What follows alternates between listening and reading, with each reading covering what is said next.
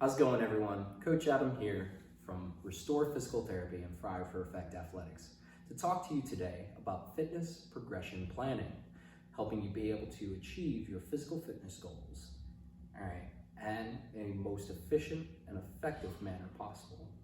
It doesn't matter if you're trying to live a long, healthy, and happy life, or trying to just maximize the enjoyment of certain types of hobbies, as well as be able to help those who make this profession, whether you are a tactical professional or amateur athlete, trying to maximize that chance of hitting that podium.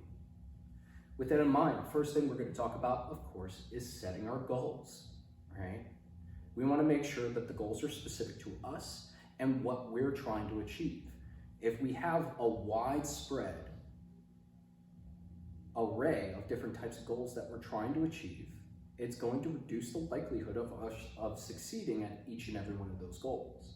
As the old colloquial saying goes, a jack of all trades is a master of none. And so we want to make sure that if we're trying to maximize the success of a specific goal that we have, we want to make sure that every single one of those goals leads towards that.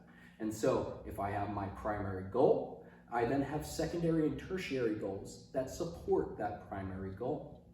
Now, if it just so happens that you have two goals that align with each other, all right, and help support each other, fantastic. Go for multiple goals.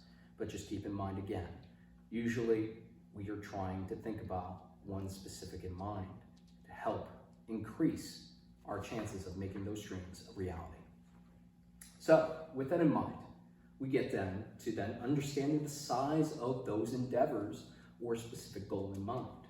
Because consistency is paramount, right? I'm not going to achieve my goal if I am finding myself either one, in lack of nutrition, two, not being able to do any type of active recovery necessary, or three, resting enough.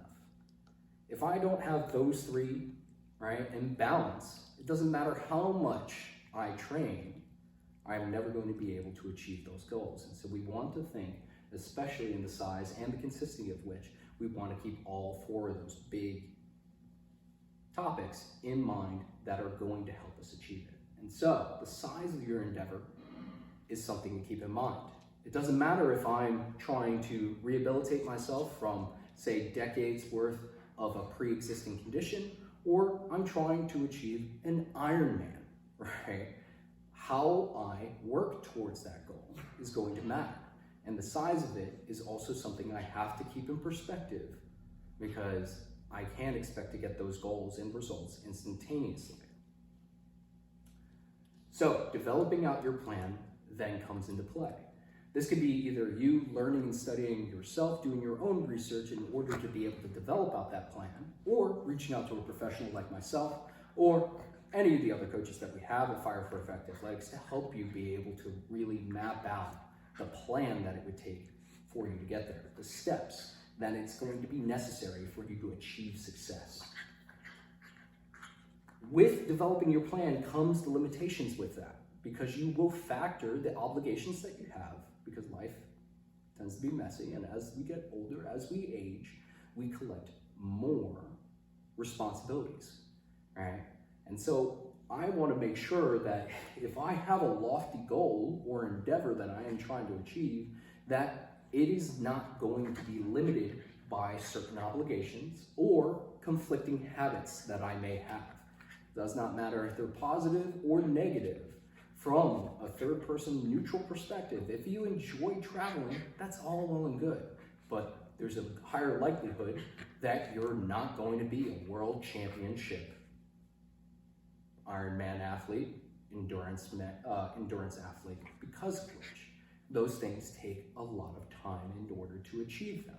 Same thing could be said for rehabilitation. And so we want to keep that in mind, that those are limiting factors that are going to either increase our likelihood of failure or increase the longevity or the length that it's going to take to achieve that goal. And so I know, in the day and age that we live in, patience can wane when we're trying to achieve our goals. Of course, pursuing that dream that we have of being able to achieve certain types of physical hobbies, or trying to get to a point in which we live that happy and healthy lifestyle matters. And so we want to find intrinsic factors that are going to help move us towards that. And so we first have to have extrinsic rewards that help fuel that intrinsic motivation. And so if that means hitting small little steps, like I was discussing with the Ironman, I can start at a sprint level triathlon and work my way up to eventually getting there. And so there is a plan in mind. The same thing when we're talking about rehabilitation as well. We have to take that one step at a time in order to make it so that we're not just here for one visit and then hoping that it completely changes everything. And so, again, what we put into it makes all the difference. So, to review over everything again, setting our goals. We have a primary goal and what it's going to take for that to happen, be it supporting goals from secondary and tertiary things that will lead to the higher likelihood of that primary goal succeeding. Understanding that size of that endeavor also matters, and so we want to make sure that we continue to keep that in mind as we do this. Developing that plan, again, speaking with a professional or doing your own research really does help and allows you to be able to understand this. I can't do two conflicting things at the same time. I can't do maximal strength training and try to compete in powerlifting competitions and then expect for me to then run a marathon at the same time. I have to find things that either are in balance. I focus on one thing for a while and then lead off into another for a while and make that the big priority. The same thing could be said for rehab again.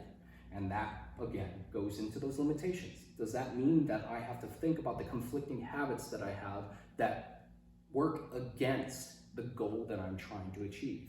And maybe, all right, put certain things on pause, focus on that goal, and make it so that it's now integrated into the obligations that I already have within my life so that I can be able to do that. And extrinsic motivators help our intrinsic motivation build. Intrinsic motivation doesn't happen overnight, and because of which, for you to develop that habit takes time. So trust the process. And if you find yourself in doubt or lost, feel free to reach out to us at either Restore Physical Therapy or Fire for Effect Athletics. Thank you so much for your time, and have a good one, y'all. Take care.